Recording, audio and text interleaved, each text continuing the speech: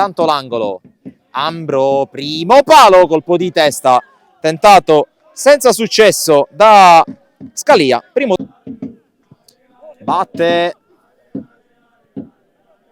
Qui intanto la conclusione di Graziano! All'improvviso Giacomo Graziano con questa volée pazzesca che si va ad insaccare all'angolino, sorpreso Elezai, 1-0 San Giorgio Piana. La via di Marsala, naturalmente sotto la guida dell'ex tecnico, mentre intanto Barbara sopra la traversa, altra conclusione estemporanea, ma ancora sonnecchia un po' la difesa dell'Unitas. Sardo resiste a Barger, riesce a girarsi, poi lo scarico indietro su Candela che propone il cross, secondo palo Barbara verso la porta, Elezai la toglie dall'angolino, palla in calcio d'angolo. Ambro, lancio preciso su Gerardi contro Barbara.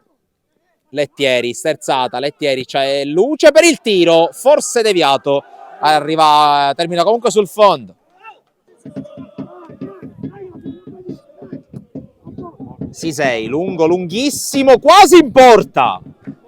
La palla è uscita veramente di pochissimo e qui Anane in mezzo a tre, riesce a passare e a tenerla. Attende l'arrivo dei compagni, vede l'inserimento di Sannasardo che non arriva, poi Passero con eleganza e con le idee chiare, con la palla allargata su Barbara Cross, Sannasardo non arriva, c'è Passero, la palla rimane di Sannasardo, l'ha toccata Sabella, calcio d'angolo, miracolo di Sabella.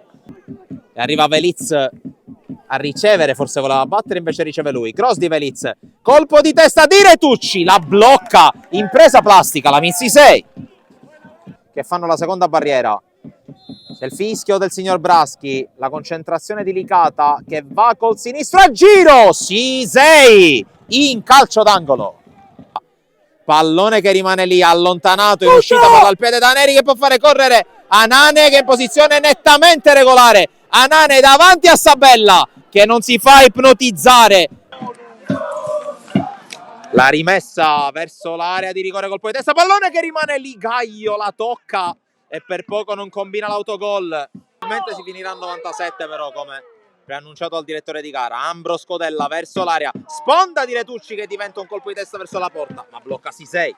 Allora c'è il tocco per Inzerillo che la serve ad Anane, posizione regolare perché era con i piedi dentro la metà campo del San Giorgio Piana per il numero 9 che avanza al piccolo trotto, c'è Messinante e lui prova a calciare Anane, conclusione fuori.